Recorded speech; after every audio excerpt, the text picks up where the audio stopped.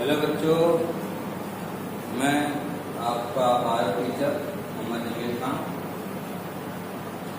इसके पहले वीडियो में हम लोगों ने पढ़ा था जो जैव प्रक्रम है, जैव प्रक्रम में पोषण के बारे में। आज हम उसी जैव प्रक्रम की का जो दूसरी इकाई है, जो दूसरी क्रिया है जीवन की, श्वसन, उसके बारे में पढ़ेंगे। इसमें दो पार्ट होंगे, इस वीडियो के दो लेक्चर होंगे, या ये लेक्चर जो होगा दो वीडियो में होगा, दो पार्ट में होगा। तो ये अभी पहला पार्ट है, इसके बाद हम दूसरा पार्ट आपको करेंगे।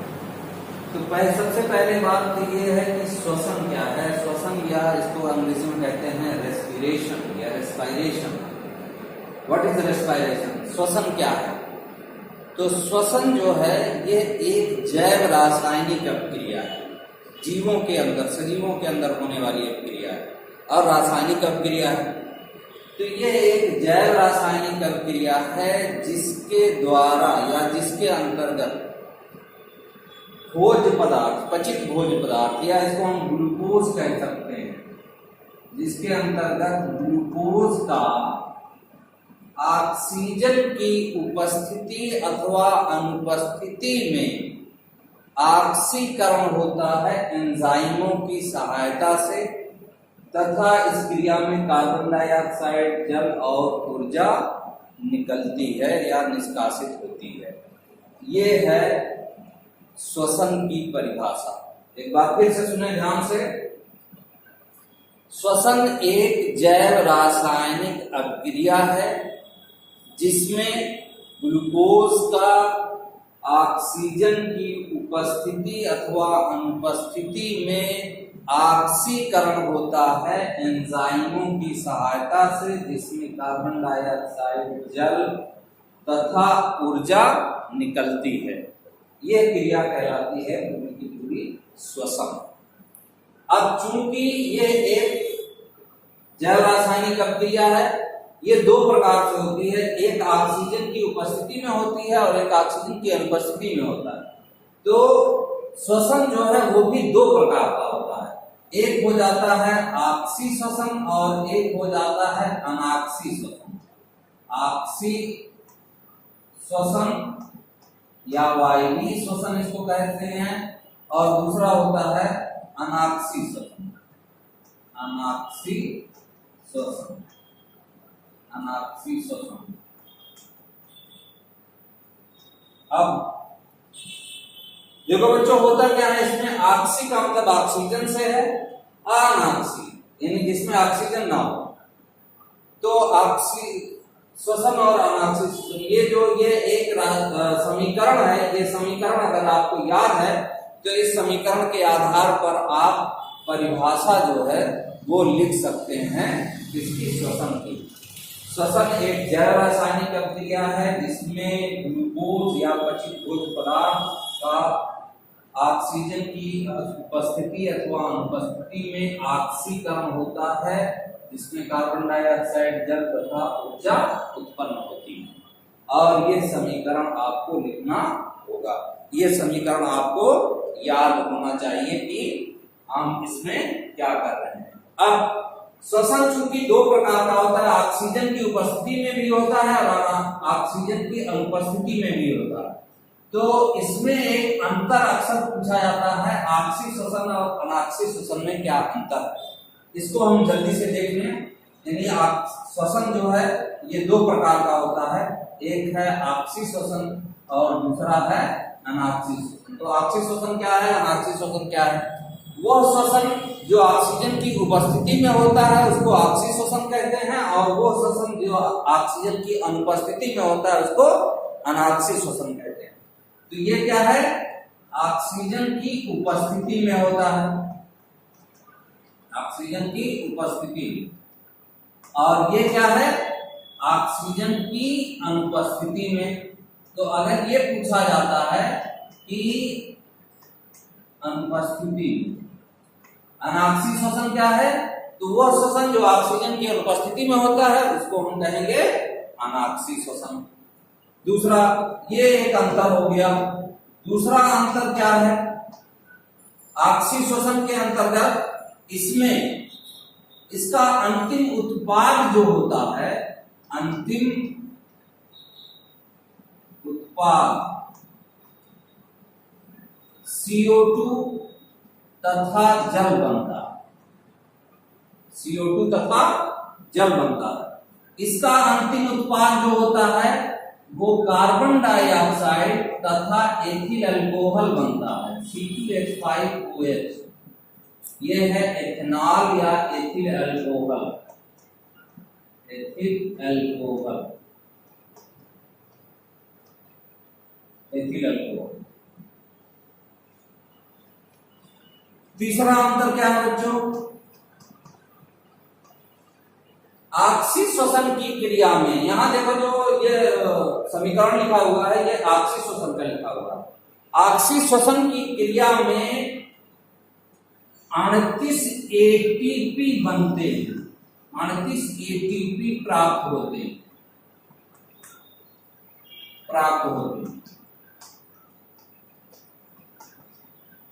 और अनाक्षी श्वसन जो होता है इस क्रिया में 2 ATP प्राप्त होते हैं। और आपको मालूम होना चाहिए कि ATP क्या है, एडिनोसिन ट्राइफॉस्फेट, और इसको हम ऊर्जा के सिक्के या एनर्जी कॉइन कहते हैं। तो इस क्रिया में आक्षी श्वसन में अधिक ऊर्जा निकलती है और अनाक्षी श्वसन में कम मात्रा में ऊर्जा निकलती है। अगर इसको किलो कैलोरी के हिसाब में हम देखें तो इसमें 673 किलो कैलोरी ऊर्जा निकलती है, 673 किलो कैलोरी ऊर्जा निकलती है। और इसमें सिर्फ 21 किलो कैलोरी ऊर्जा जो है वो निकलती है। तो आप खुद ही देख सकते हैं कि दोनों में क्या डिफरेंस है, क्या अंतर है आक्षी श्वसन और अनाक्षी श्वसन। एक अंतर और देखें कि आक्षी श्वसन जो होता है इसमें ग्लूकोज का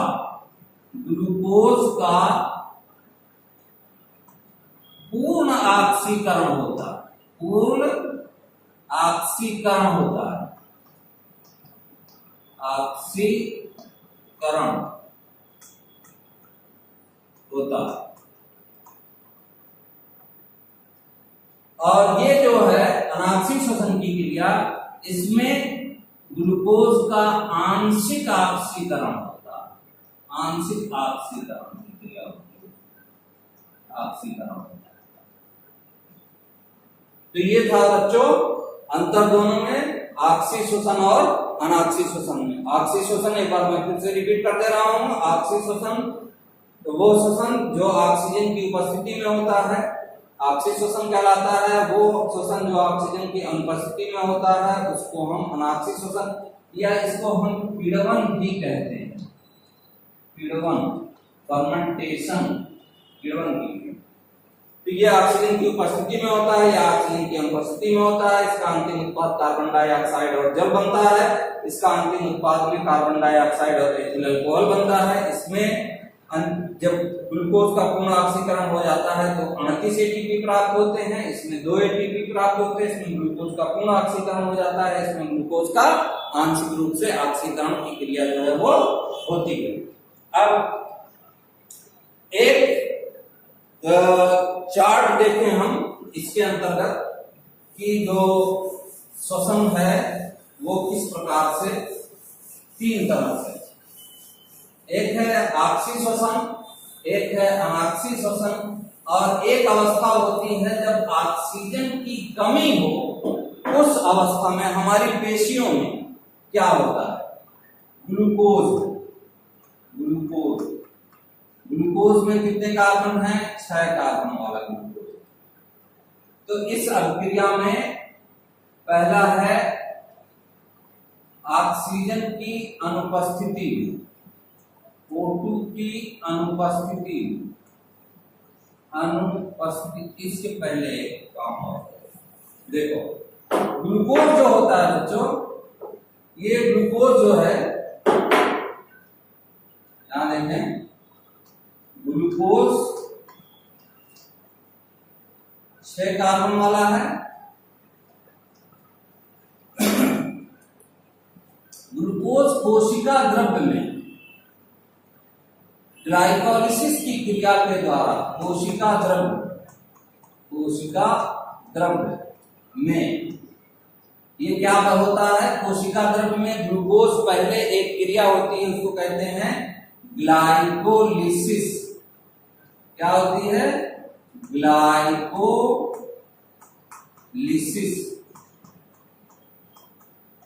तो ग्लाइकोलिसिस की क्रिया के द्वारा 6 कार्बन वाला जो ये ग्लूकोज होता है, ये 3 कार्बन वाले पदार्थ में टूट जाता है, उसको कहते हैं पाइरुवेट। पाइरुवेट या पाइरुविक अम्ल, ये 3 कार्बन वाला होता है। अब ये सभी में होगा, चाहे ऑक्सी श्वसन हो या अनाक्सी श्वसन, सभी में। अब इसके बाद पाइरुवेट जो है, ये ऑक्सीजन की अनुपस्थिति में, O2 की अनुपस्थिति में क्या होता है, ऑक्सीजन की अनुपस्थिति में यह क्रिया मुख्य रूप से ईस्ट में होती है। ईस्ट, खमेर जिसको कहते हैं, ईस्ट में होती है। और ईस्ट की अनुपस्थिति में यह बनता है carbon dioxide plus ethyl alcohol, C2H5OH, ethyl alcohol. ये कार्बन डाइऑक्साइड है, ये एथिल अल्कोहल, एथिल अल्कोहल या एथेनॉल भी कह सकते हैं, अल्कोहल। प्लस ऊर्जा निकलती है, ऊर्जा इसमें बहुत कम निकलती है, 2 ATP, 2 ATP एनर्जी निकलती है। दूसरा है ऑक्सीजन की कमी। ऑक्सीजन की कमी, जब ऑक्सीजन की कमी हो जाती है तो हमारी पेशियों में, मांसपेशी के अंदर क्या होता है, ये मांसपेशी के अंदर ये जो पाइरुवेट है, ये बदल जाता है लैक्टिक अम्ल में। किसमें बदल जाता है बच्चों, लैक्टिक अम्ल में, लैक्टिक अम्ल, लैक्टिक अम्ल, ये भी 3 कार्बन वाला। और ऊर्जा निकलती है वही कितनी, 2 ATP ऊर्जा यहां पर निकलती है, 2 ATP। और इसके बाद तीसरी क्रिया होती है माइटोकॉन्ड्रिया में ऑक्सीजन की उपस्थिति में, ऑक्सीजन की उपस्थिति में। ये ऑक्सीजन की अनुपस्थिति में था, ये ऑक्सीजन की कमी में, और ये ऑक्सीजन की उपस्थिति में। और ये क्रिया कहाँ होती है, कोशिका के माइटोकॉन्ड्रिया में,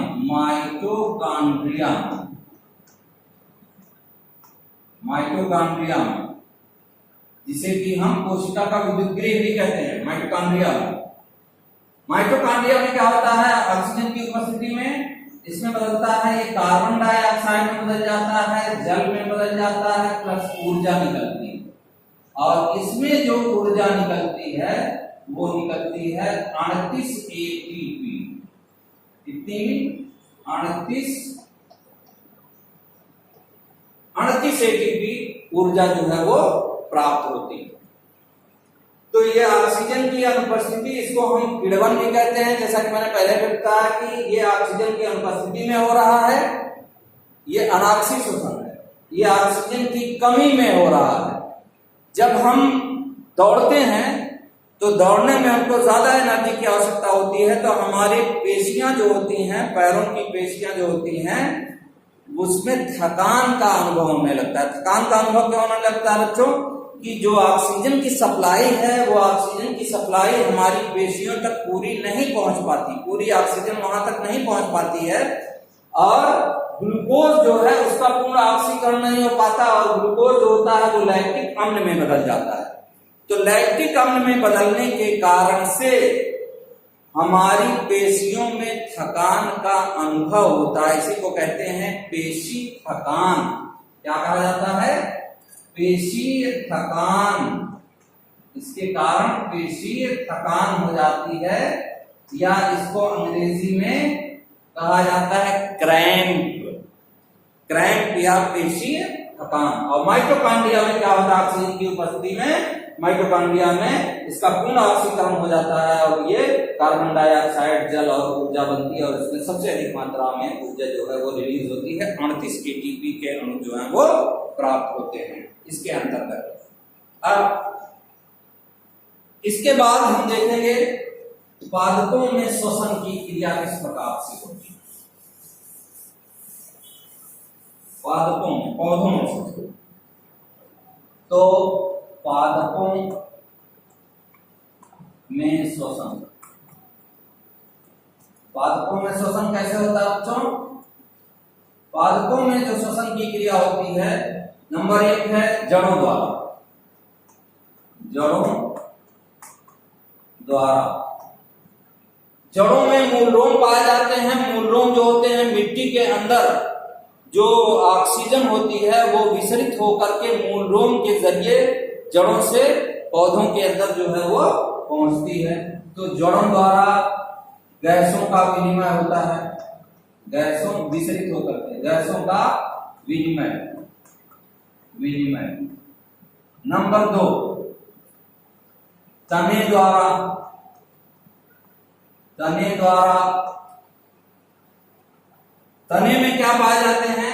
तने में पाए जाते हैं जो काष्ठीय तने होते हैं, लकड़ी वाले जिनसे लकड़ियां प्राप्त होती हैं, उनमें पाए जाते हैं। तने में पाए जाते हैं वात रंध्र, छोटे छोटे छिद्र पाए जाते हैं, वात रंध्र उसको कहते हैं।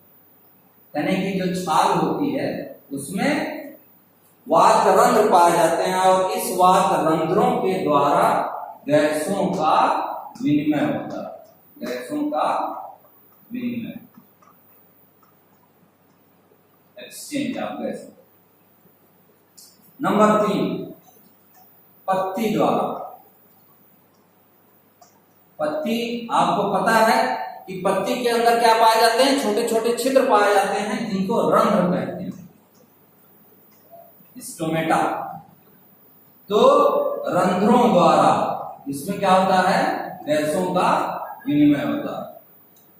ठीक है, रंध्र। तो ये पादपों में श्वसन की क्रिया 3 प्रकार से, जड़ों द्वारा, जड़ों में मूलरोम पाए जाते हैं और मूलरोम जो होते हैं वो मिट्टी के अंदर जो ऑक्सीजन होती है, मिट्टी के कणों के अंदर ऑक्सीजन होती है, उसको विसरित करके वो इसका विनिमय करते हैं गैसों का। तने में छिद्र पाए जाते हैं, कुछ वो काष्ठीय तने जो होते हैं उसको वातरंध्र कहते हैं या इसको लेंटिकल्स भी कहते हैं और उसके द्वारा गैसों का विनिमय होता है। और जो पत्ती होती है, पत्ती में छोटे छोटे छिद्र पाए जाते हैं, उसकी सतह, निचली सतह जो होती है वहां ज्यादा पाए जाते हैं। तो निचली सतह पर पत्ती में छोटे छोटे छिद्र पाए जाते हैं जिसको रंध्र या स्टोमेटा कहते हैं और इनके द्वारा गैसों का विनिमय होता है। रंध्र के बारे में पूरी संरचना आपको बताई जा चुकी है, रंध्र क्या है, कैसे है। अब इसके बाद हम देखेंगे कि विभिन्न प्रकार के जंतुओं में किस प्रकार से श्वसन होता है। जंतुओं में श्वसन, जंतुओं में श्वसन, जंतुओं में श्वसन की क्रिया भिन्न भिन्न जंतुओं में भिन्न भिन्न प्रकार से होती है। जैसे फेफड़े से श्वसन,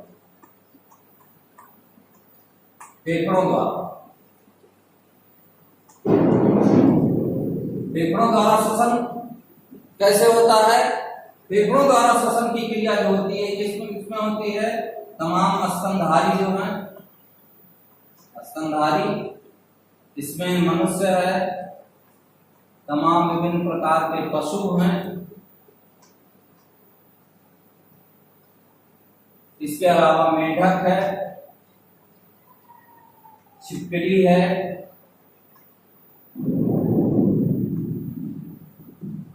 ये सब कैसे फेफड़ों द्वारा श्वसन की क्रिया इनके अंतर्गत होती है।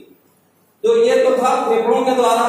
दूसरा है त्वचा द्वारा। त्वचा द्वारा, त्वचा द्वारा श्वसन की क्रिया किसमें किसमें होती है? त्वचा द्वारा मेढक है, केंचुआ है, इसमें त्वचा द्वारा श्वसन की क्रिया होती है। देखो बच्चों, जब मेढक स्थल पर होता तो वो दोनों तरीके से फेफड़े से भी श्वसन कर सकता है, पानी में है तो त्वचा से भी वो श्वसन की क्रिया कर सकता है। और मुख्य रूप से त्वचा की क्रिया तब होती है जब ये स्थल में होता है, जब ये दो इसकी निष्क्रिय अवस्थाएं हो जाती हैं, जब ये मिट्टी के नीचे चला जाता है निष्क्रिय अवस्था में, तब जो है ये त्वचा के माध्यम से श्वसन की क्रिया करता है। यानी बरसात के दिनों में मेढक दिखाई देता है, उसके बाद ये क्या हो जाता है, मिट्टी के नीचे चला जाता है, तो मिट्टी के नीचे निष्क्रिय अवस्था में पड़ा रहता है, वहां जो होता है ये त्वचा के द्वारा श्वसन की क्रिया करता है। और केंचुआ जो है ये भी इसकी जो ऊपरी त्वचा है उसके द्वारा श्वसन की क्रिया जो है वो होती है। तीसरा है फ्लोम या गिल्स द्वारा। गिल्स से मछलियां जो होती है, मछली, झींगा, टैडपोल क्या है, मछली तो आपकी समझ में बात आ रही होगी। झींगा भी एक तरीके की मछली समझिए है। मछली को आप देखेंगे तो यहाँ उसके गलफड़े होते हैं, गलफड़े जो उठा करके गलफड़ों को अपरकुलम जो होता है, ढापन जो होता है, उसको उठा करके देखेंगे तो उसमें बहुत सारा लाल लाल संरचना दिखाई देती है, उसको गिल्स कहते हैं।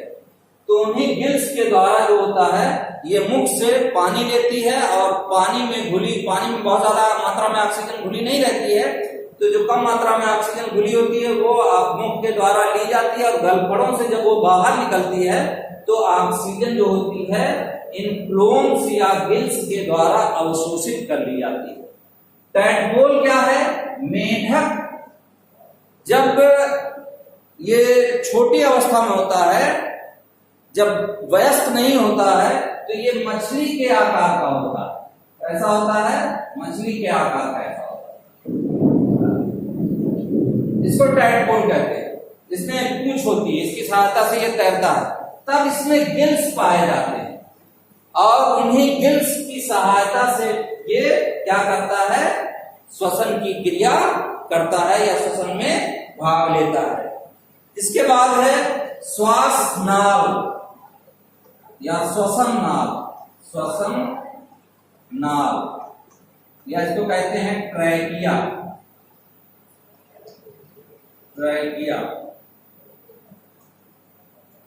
ये जितने कीट होते हैं, जैसे क्या नाम है, काकरोच है या इस तरीके के जो कीट है, तमाम सारे कीट जो होते हैं उसमें श्वास नाल होती है। शरीर के सिरे पर श्वास नलिकाएं जो होती हैं खुली रहती हैं और वो श्वास नलिकाएं जो होती हैं उनसे डायरेक्ट, उनसे सीधे श्वास जो है इन कीटों के शरीर के अंदर जो है वो पहुंचती रहती है।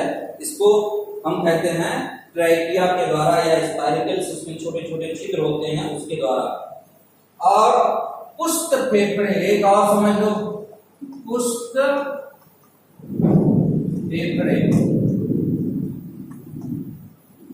इसको कहते हैं बुक लंग्स।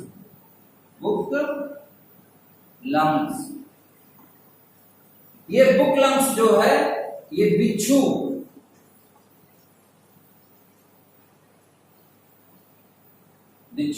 आप जानते होंगे। बिच्छू जो है उसमें जो श्वसन की क्रिया है वो विशेष प्रकार के लंग्स या संरचना पाई जाती है, उसको कहते हैं बुक लंग्स। और मकड़ी जो है उसमें भी इसी प्रकार की संरचना पाई जाती है और उसमें भी इसी प्रकार का श्वसन जो है वो पाया जाता है। अब ये जो था श्वसन किन किन जंतुओं में किस प्रकार से होता है। फेफड़े में स्तनधारी वर्ग के जो बच्चे पैदा करते हैं उसमें मनुष्य है, तमाम सारे पशु हैं, मेढक है, छिपकली है। मेढक देखो कई तरीके से श्वसन की क्रिया करता है, फेफड़े द्वारा और त्वचा द्वारा। जब हाइबरनेशन की निष्क्रिय अवस्था में चला जाता है जमीन के नीचे तो त्वचा द्वारा, और जब टैडपोल की अवस्था लार्वा की अवस्था में होते हैं। ये लार्वा अवस्था है। टैडपोल दरअसल मेढक की लार्वा अवस्था है। लार्वा है, मेढक के लार्वा को टैडपोल कहते हैं। और ये लार्वा अवस्था होती है तब ये गिल्स के द्वारा श्वसन की क्रिया करता है। इसके द्वारा इसके अलावा मछली है, झींगा है, इसमें भी गिल्स के द्वारा श्वसन की क्रिया होती है। मेढक है, इसमें त्वचा से भी, और केंचुआ जो है इसमें भी त्वचा से श्वसन की क्रिया होती है। श्वासनाल जो है, कीटे जितने कीट हैं वो सब में श्वासनाल पाई जाती है, उसके द्वारा श्वसन की क्रिया होती है। बिच्छू है, मकड़ी है, इन सब में बुक लंग्स पाए जाते हैं या पुष्प फेफड़े उसको कहते हैं, उसके द्वारा श्वसन की क्रिया होती है। ये था विभिन्न प्रकार के जंतुओं में होने वाला श्वसन, कैसे कैसे श्वसन की क्रिया होती है। अब हम कुछ अंतर देखेंगे। जैसे पहला अंतर है प्रकाश संश्लेषण और श्वसन में अंतर। फोटोसिंथेसिस, प्रकाश संश्लेषण और इसमें श्वसन में अंतर। पहला अंतर क्या है? 3-4 अंतर हम जल्दी देख लें। प्रकाश संश्लेषण में CO2 ली जाती है और O2 ऑक्सीजन जो है बाहर निकलती है, बाहर निकलती है। इसमें क्या होता है? इसका जस्ट अपोजिट है। O2 ली जाती है, O2 ग्रहण की जाती है, ग्रहण की जाती है और CO2 बाहर निकलती है, CO2 बाहर निकलती है। ऊपर निशान लगा दिया जाए, इसका मतलब गैस बाहर निकल रही है। दूसरा, यह क्रिया कब होती है? प्रकाश की उपस्थिति में। प्रकाश की उपस्थिति में, प्रकाश की उपस्थिति में यह क्रिया होती है। और यह क्रिया दिन रात दोनों, प्रकाश की उपस्थिति और अनुपस्थिति हर समय चलती रहती है। यह प्रकाश व अंधकार दोनों में होती है, दोनों में। दूसरी बात क्या है? तीसरा, प्रकाश संश्लेषण की क्रिया में भोजन का निर्माण होता है। भोजन का निर्माण, भोजन का निर्माण ग्लूकोज के रूप में होता है। कार्बनिक पदार्थ ग्लूकोज बनता है।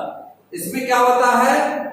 जो यहां भोजन बना हुआ है ग्लूकोज के रूप में, उस ग्लूकोज का विघटन होता है।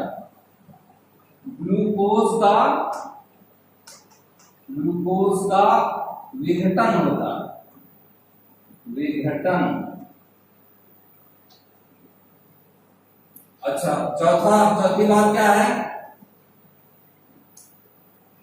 प्रकाश संश्लेषण की क्रिया के द्वारा वातावरण में ऑक्सीजन बाहर निकलती है, जिससे वातावरण शुद्ध हो सकता है, ये भी लिख सकते हैं। और इसमें कार्बन डाइऑक्साइड बाहर निकलती है, जिससे वातावरण अशुद्ध, प्रदूषित होता है। इसके अलावा ये जो है लाभदायक क्रिया है। ये कैसी क्रिया है? लाभदायक, लाभदायक क्रिया। ये विघटनकारी या हानिकारक क्रिया है।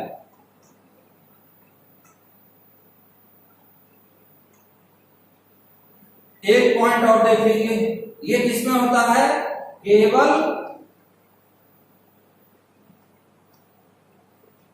हरे पेड़ पौधों में, केवल हरे पेड़ पौधों में ये क्रिया होती है, पौधों में।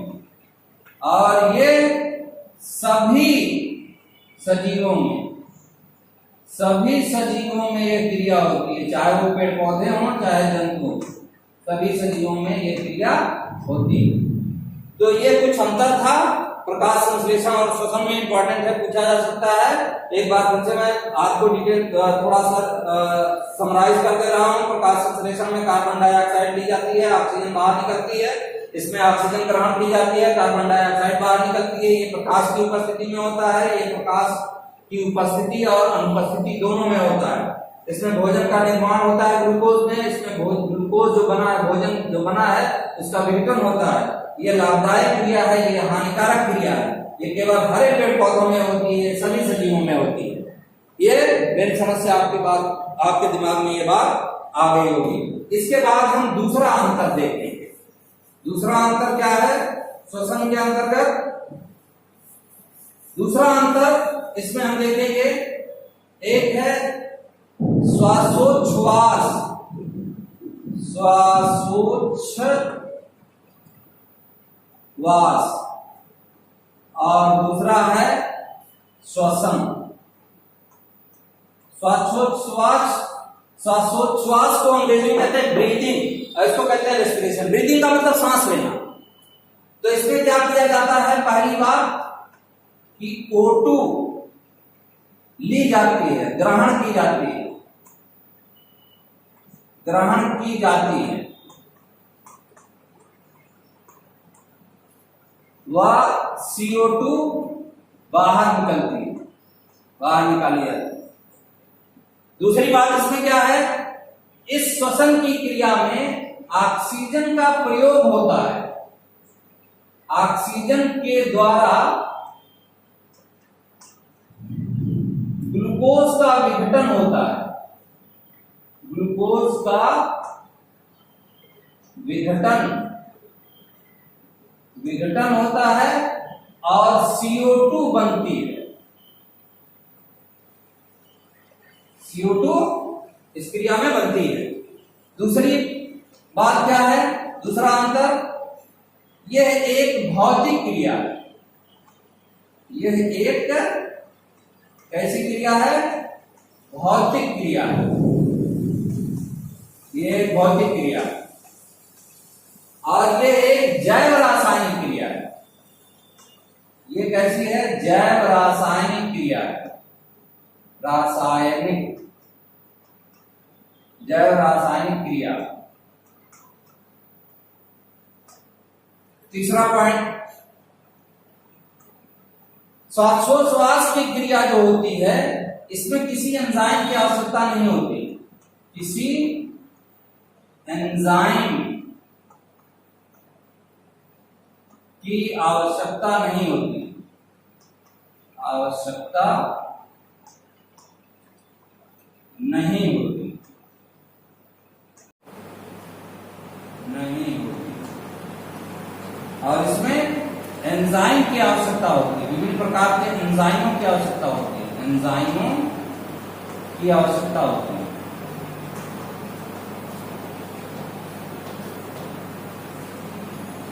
होती है। एक पॉइंट और लिखें,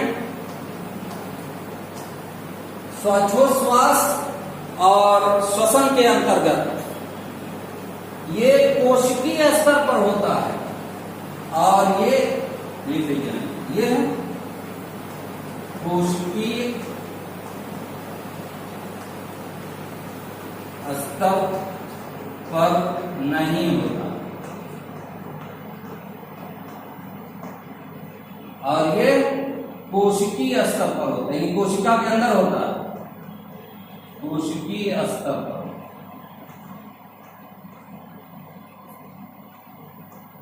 होता। ये कुछ अंतर थे श्वासोच्छ्वास और श्वसन में। अच्छा, इसके अलावा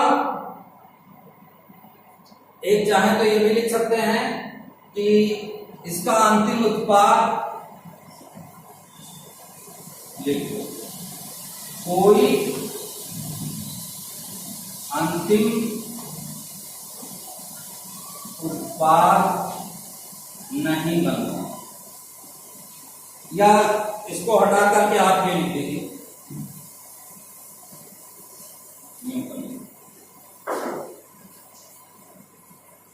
इस क्रिया में ऊर्जा नहीं निकलती,